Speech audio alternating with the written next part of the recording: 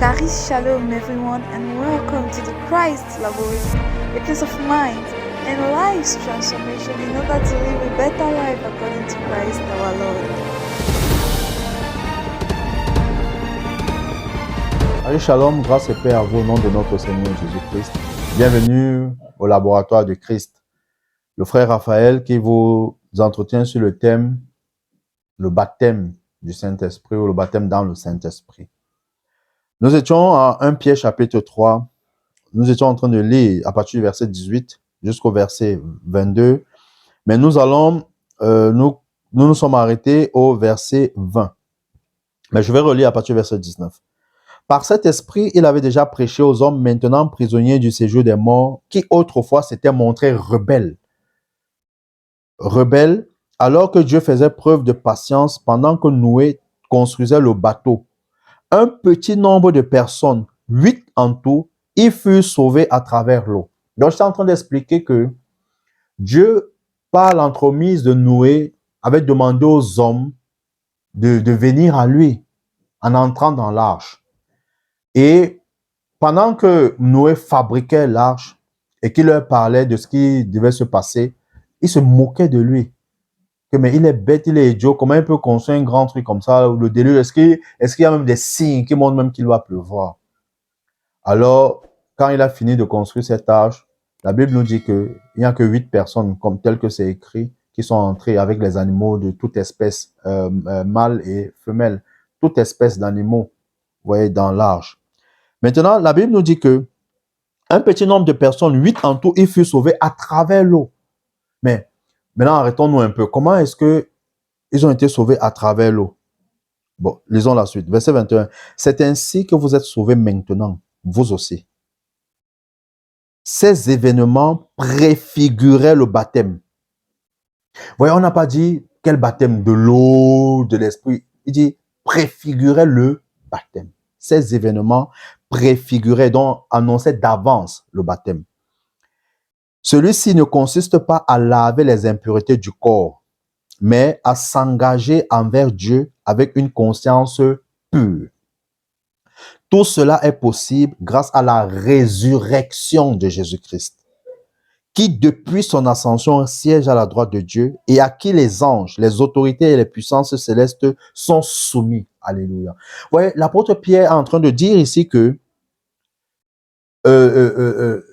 le déluge qu'il y a eu, l'arche qui était sur l'eau, parce que rappelez-vous que l'arche était sur l'eau. L'eau était en bas, puisqu'il y avait le déluge, il pleuvait. Maintenant, il dit que c'était une préfiguration du baptême. Une préfiguration, une annonce d'avance, annoncer d'avance, montrer d'avance, à l'avance, le baptême.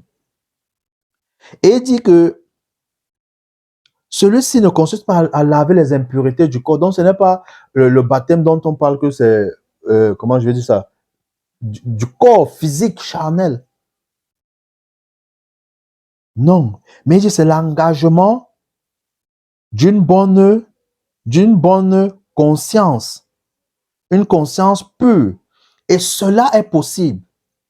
Donc, cette conscience ne peut être purifiée que grâce à la résurrection de Jésus-Christ.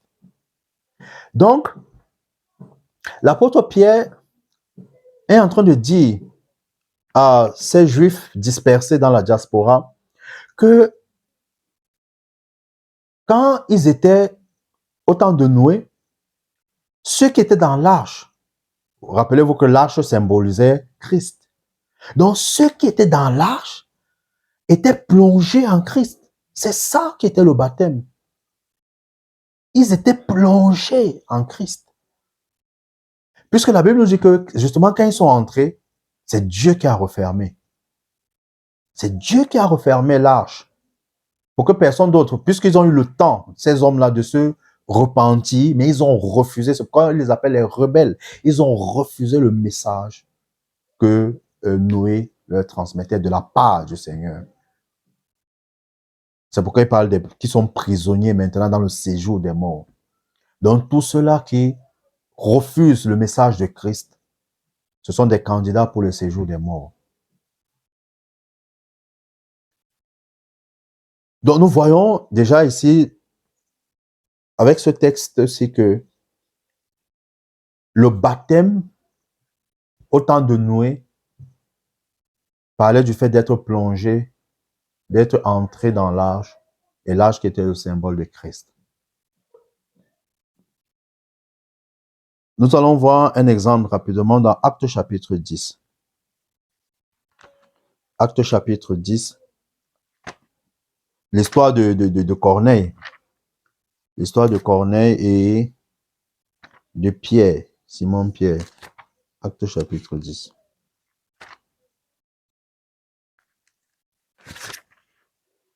Je lis à partir du verset 44. Alors que Pierre prononçait ces mots, l'Esprit Saint descendit soudain sur tous ceux qui écoutaient la parole. Les croyants juifs qui étaient venus avec Pierre furent très étonnés de voir que l'Esprit Saint était aussi donné et répandu sur les non-juifs. En effet, ils les entendaient parler en différentes langues et célébrer la grandeur de Dieu. Alors Pierre demanda, peut-on refuser de baptiser dans l'eau ceux qui ont reçu l'Esprit Saint, aussi bien que nous? Et il donna ordre de les baptiser au nom de Jésus-Christ. Ensuite, il le priait de rester encore quelques jours avec eux. Vous voyez que ici, l'apôtre Pierre arrive chez Corneille. Je vais vous épargner l'histoire. Vous pourrez la lire dans Actes chapitre 10 à partir du premier verset. Pendant que Pierre est en train de parler, le Saint-Esprit descend sur son auditoire. Mais ce qui se passe, c'est que Pierre et tous les Juifs qui l'accompagnent sont étonnés. Vous savez pourquoi ils sont étonnés? C'est parce que eux, ils avaient pensé que le processus par lequel eux, ils étaient passés devait être le même pour ces personnes-là. Ça veut dire qu'ils ont marché avec Jésus pendant 3 ans et demi et Jésus leur a fait une promesse que le Saint-Esprit devait venir. Donc, ils ont cru à Jésus, on va dire ça comme ça, au message de Jésus, et c'est bien après qu'ils ont reçu le Saint-Esprit le jour de la Pentecôte. Donc, ils pensaient que en parlant à ces gens-là devaient accepter, confesser leurs péchés. Maintenant, on va les plonger dans l'eau et après, maintenant, ils peuvent recevoir le Saint-Esprit. Mais ils sont tellement surpris, à la limite déçus. Je dis bien déçus parce que les Juifs étaient tellement jaloux de Dieu dans ce sens que Dieu leur appartenait à eux seuls.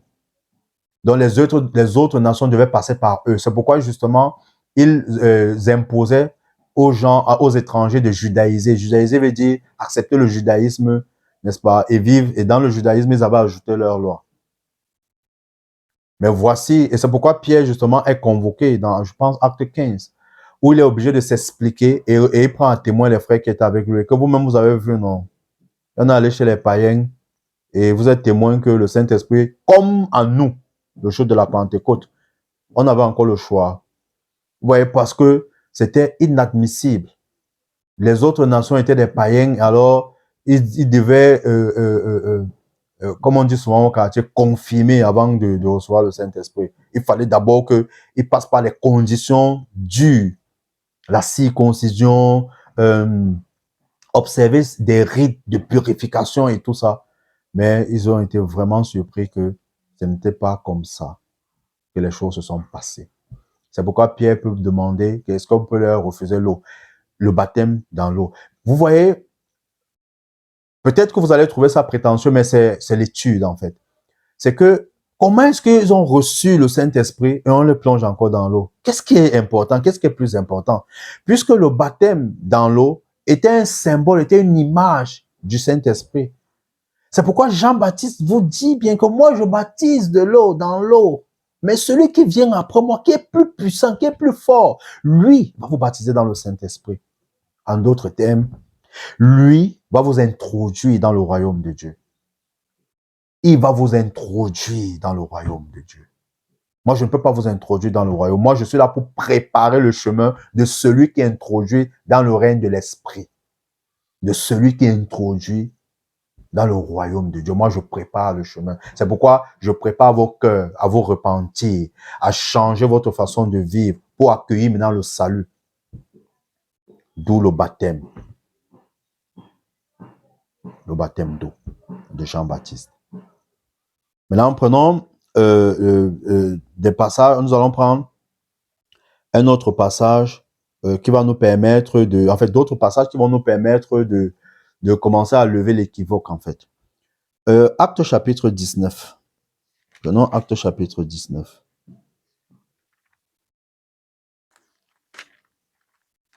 Acte chapitre 19. Je vais lire à partir du verset 1. Pendant qu'Apollos se trouvait à Corinthe, Paul, après avoir traversé la région montagneuse d'Asie mineure, descendit à Éphèse. Il y rencontra un petit groupe de disciples et leur demanda: avez-vous reçu le Saint-Esprit quand vous êtes devenus croyants? Ça, c'est très important. Avez-vous reçu le Saint-Esprit quand vous êtes devenus croyants? Maintenant, nous voyons l'apôtre Paul. Tout à l'heure, nous avons vu l'apôtre Pierre, qui, bien que les gens aient reçu le baptême dans le Saint-Esprit ou du Saint-Esprit, les a encore plongés dans l'eau. Et j'ai posé la question de savoir, mais qu'est-ce qui est plus important? Maintenant, nous voyons l'apôtre Paul, lui qui pose la question aux gens que, est-ce que quand vous avez cru, vous avez reçu le Saint-Esprit? Donc, en fait, c'est comme si, pour recevoir le Saint-Esprit, en fait, on croit d'abord et après on reçoit le Saint-Esprit. Et si vous étudiez également, si vous lisez, vous allez vous rendre compte que c'est Paul justement qui dit que personne ne peut dire que Jésus-Christ est Seigneur si ce n'est pas le Saint-Esprit, dans 1 Corinthiens chapitre 12. Ce qui nous amène à comprendre que Paul aussi, qui a reçu la révélation, a grandi dans la connaissance, a évolué, a progressé, voilà, dans la connaissance. C'est pourquoi il implore même les chrétiens de grandir, de croître dans la connaissance. C'est pourquoi il peut prier avec les Éphésiens et leur dire qu'ils prient que Dieu les illumine, que Dieu les éclaire, que Dieu leur accorde l'esprit de sagesse et de révélation dans la connaissance de sa parole.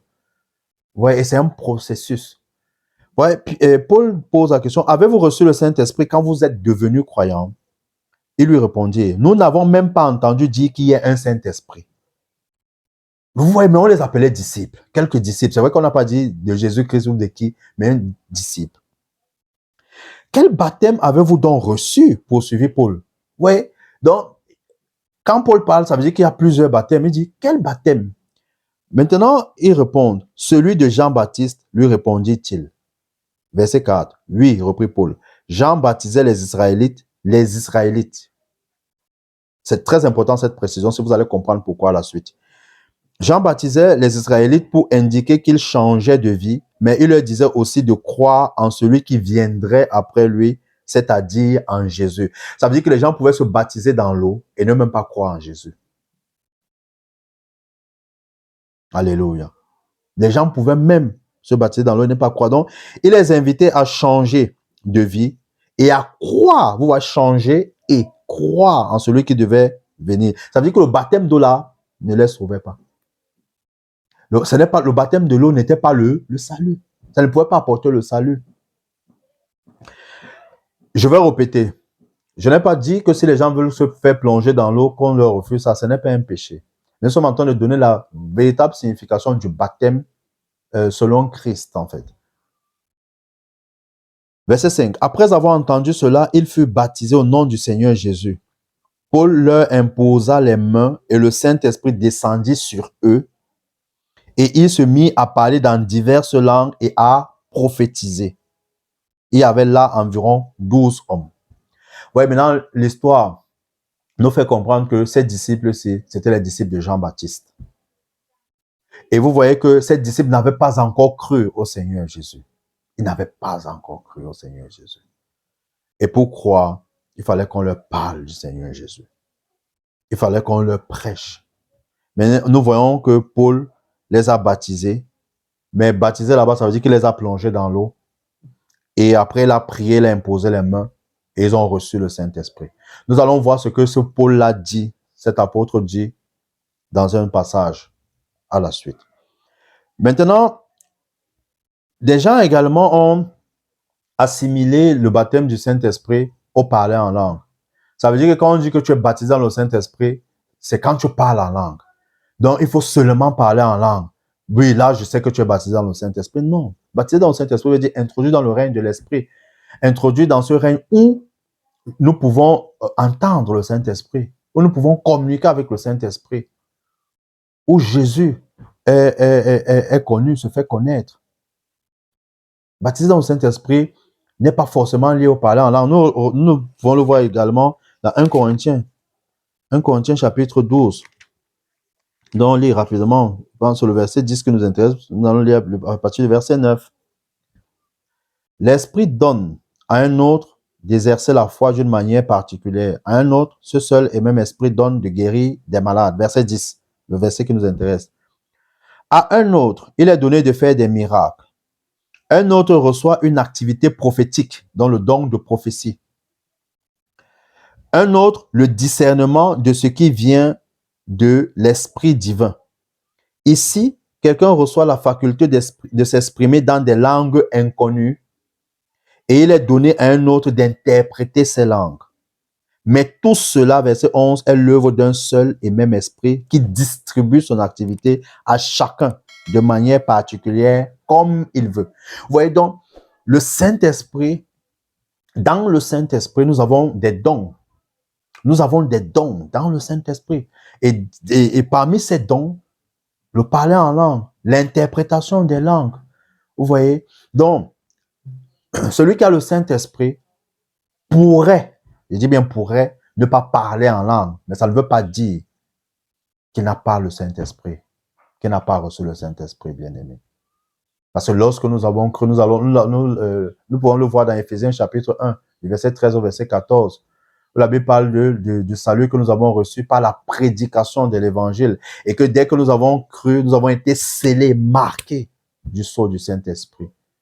Et le Saint-Esprit qui est un acompte, qui est le gage, la garantie de l'éternité. Alléluia. Acte chapitre 8. Acte chapitre 8. Acte chapitre 8. Nous allons lire à partir du verset 12. Mais quand ils crurent Philippe, qui leur annonçait la bonne nouvelle du règne de Dieu et de Jésus-Christ, ils se firent baptiser, tant les hommes que les femmes. Simon lui-même crut et fut baptisé. Dès lors, il ne quittait plus Philippe, émerveillé par les signes miraculeux et les prodiges extraordinaires qui s'accomplissaient sous ses yeux. L'histoire raconte que Simon-ci était un magicien. Et ce Simon-ci attirait les gens par la magie. Il faisait la magie et les gens étaient émerveillés, les gens le suivaient, les gens le suivaient véritablement. Alors, Philippe arrive dans cette ville-là et prêche l'évangile. Et quand il prêche l'évangile, il y a des miracles qui s'opèrent et les gens quittent Simon pour suivre Philippe. Et Simon, justement, constate qu'il est seul, comme on dit, souvent au quartier, il est déjà seul. Et il décide également de suivre Philippe. Maintenant, la question qu'on devrait se poser, c'est est-ce qu'il suit Philippe avec une bonne motivation? Est-ce que même ceux-là qui suivaient Simon et qui décident de suivre Philippe le suivent parce qu'ils veulent véritablement connaître Dieu, parce qu'ils veulent vraiment aimer Dieu, ou alors c'est pas les miracles qu'ils ont vus? Parce que rappelons-nous dans Jean 6, Jésus dit à tous ceux qui le suivaient que vous me suivez pas parce que vous m'aimez, pas parce que vous croyez en ce que je dis, mais c'est par rapport au miracle que je fais. Et vous pouvez manger, vous pouvez boire avec moi. C'est pour cela que vous me suivez. Vous voyez, quand il leur a dit que si vous ne mangez pas de ma chair et ne buvez pas de mon sang, vous ne faites pas partie de ma famille. Les gens sont partis. Mais comment? Celui-ci veut nous faire devenir des cannibales, manger la chair humaine ou quoi? Ils sont partis. Il n'y a que ses disciples, ceux qu'il avait choisis, qui étaient là. Et ils lui ont bien demandé, et quand il leur demande s'ils ne partent pas aussi, ils lui ont dit, mais on part où? C'est toi qui as les paroles de la vie. Vous voyez, c'est toi qui as les paroles de la vie. Donc, comme je dis, verset 12, mais quand il crut Philippe, on dit crut Philippe, pas Dieu, Philippe. Quand il crut Philippe, comme ils ont aussi cru Simon.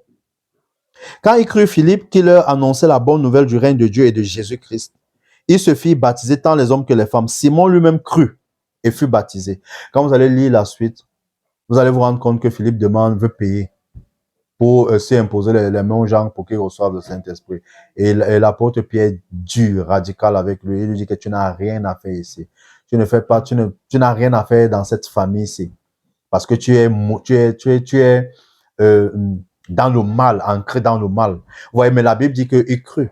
Vous voyez, pourquoi la Bible dit qu'il crut? Justement parce qu'il faisait partie de ceux-là qui sont allés suivre Philippe.